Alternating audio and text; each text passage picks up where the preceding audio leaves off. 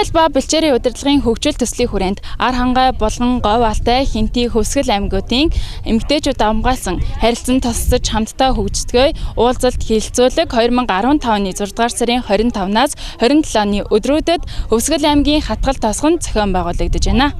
Эхний мэдээг хүргэе. Монголын үйлдвэрлэл үйлчилгээний хошоодын холбоо зах зээл ба бэлчээрийн удирдлагын хөгжил төслийн холбоо нь 2012 оноос эхлэн зах зээл ба бэлчээрийн удирдлагын хөгжил төслийн эмэгтэйчүүд хамгаалсан бүлгийг байгуулж, зээл болон зээлийн баталгааны үйлчилгээнд хамруулах чиглэлээр зөвлөх үйлчилгээ үзүүлэн ажиллаж байна.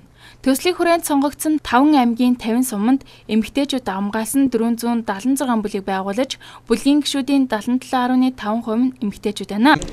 За тэгээд миний хувьд өнгөрсөн жил 2 туршлага солилцоо уулзалт семинарт оролцсон. Тэгээд тэр 2 туршлага судлах уулзалт семинарт оролцсон. Энэ удаагийн туршлага судлах уулзалт семинартаа харьцуулж үзэхэд нэлээд их өөрчлөлт гарсан байна, ахиц гарсан байна гэж хэлж болох юм. Нэгдүгээр юу гэхээр хүмүүсийн идэвх чармаалт, хүмүүсийн өөртөө итгэл бол арцсангүй нэмэгдсэн байна. Урд жилийн туршлага судлах уулзалтын үеэр хүмүүс бол нэг их өөрсдийнхөө илэрхийлж асуулдаггүй байсан бол энэ удаагийн туршлага судлах уулзалтаар хүмүүс нэлээд их асуулт асууж байна. Нэлээд их идэвхтэй оролцож байна. Мөн түншлэн хоёр дахь тайн зүйл гэвэл энэ удаагийн туршлага судлах уулзалтаас харагдаж байна гэхээр хүмүүсийн хийсэн бүтээлийн чанар бол харьцангуй өндөр болсон байна. Өмнөх туршлага судлах уулзалтуудаа харьцуулахад тэгээд энэ нь манай хөдөө аж ахуй хөгжүүлэх олон улсын сангийн хувьд маш бахархууштай, ололттой, амжилттай зүйл юм аа. Төслийг хэрэгжүүлж байгаагийн хувьд. За тэгээд энэ хүү төсөл маань дараа жилийн 9 сард гэхэд төгсгөл болох юм. Гэхдээ би энд төслөө дүгнээд төслийг хэрэгжилтийг дүгнээд юу гэж хэлэх гэж байна гэвэл төслийг хэрэгжүүлэхэд оролцогч талууд болох эмэгтэйчүүдийн бүлэг, арилжааны банкуд, үйлдвэр хөдөө аж ахуйн, хүнс хөдөө аж ахуйн яам, сангийн яам мөн төслийг хэрэгжүүлэхэд оролцогч талууд болох бус байгууллагууд бүх талуудын хооронд маш нарийн хамтын ажиллагаа, уялдаа ингэж бий болж бүрэлдсэн байгаа. Энийн төслийг хэрэгжүүлэхэд маш их нөлөөлдөг. Тэгээд төсөл дууссаны дараа ч гэсэн энэ уялдаа холбоо үргэлжлэн явж төслийн үр шим хүртэгчид энэ төслийн илүү үр шим хүртэх баха гэж бодож байна, найдаж байна. Тэгээд төгсгөлд нь хэлэхэд энэ манай төслөөс үр шим хүртэж байгаа эмэгтэйчүүдийн бүлгийн гишүүд маань, эмэгтэйчүүдийн бүлгүүд маань улам цаашдаа идэвхтэй үйл ажиллагаа явуулна, хоршоо болон өгжиж, хоршоо нь нэмэгдэхийн сүлжээнд хамрагдаж үйл ажиллагаагаа явуулж зөвхөн өөрсдөө хийх хүрээнд амьдралаа дэвшлүүлээ зогсохгүй тийм ээ.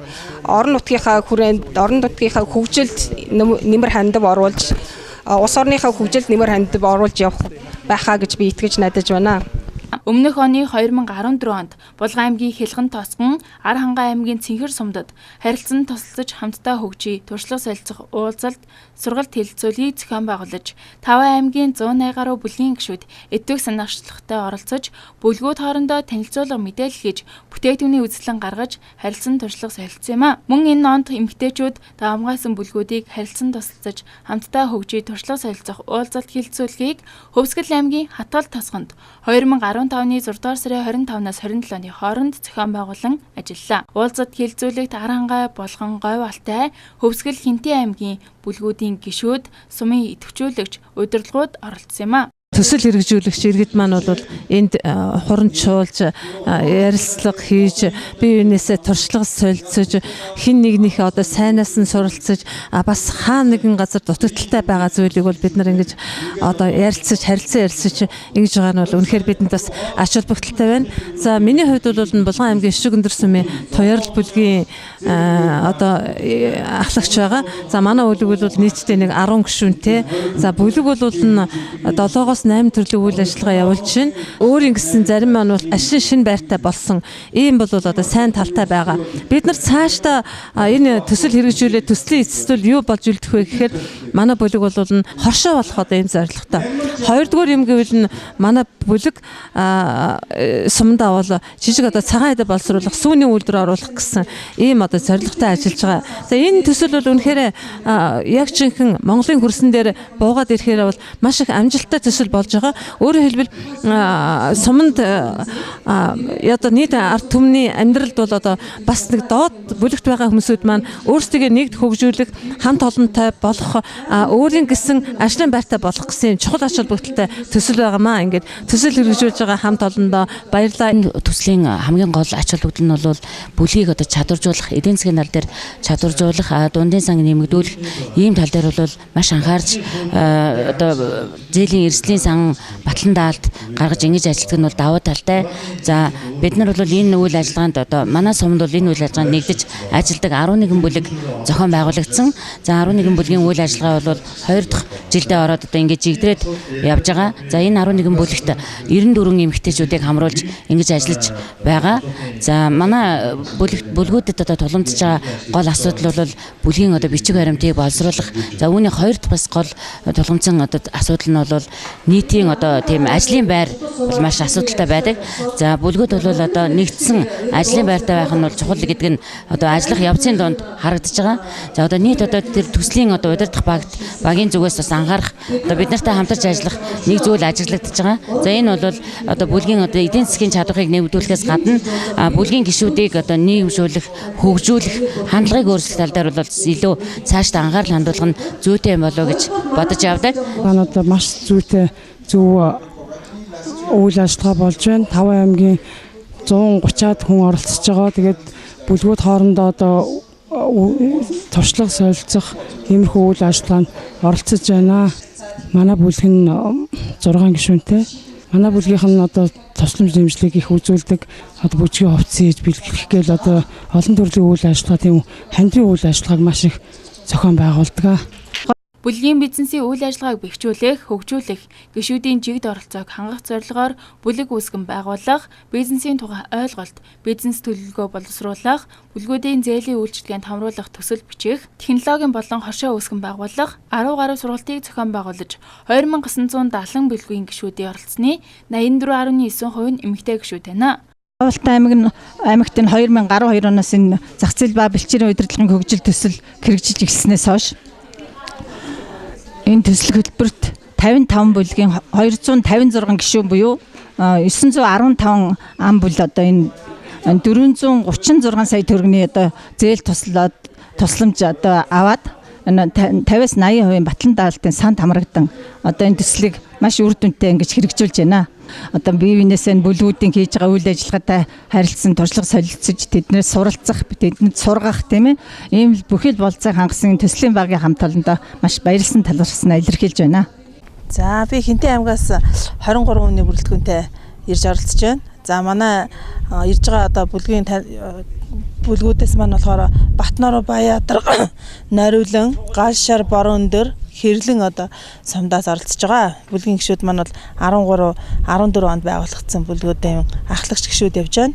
За бид нар энэ төслийн харилцан туслалцаж хамтдаа хөгжицгөө одоо туршлага судлах уулзалтанд одоо маш их ач холбогдол өгч оролцдог. За энд бол одоо бид нэр өөр одоо аймаг орон нутагт энэ төслийн үйл ажиллагаа хэрхэн явагддаг вэ?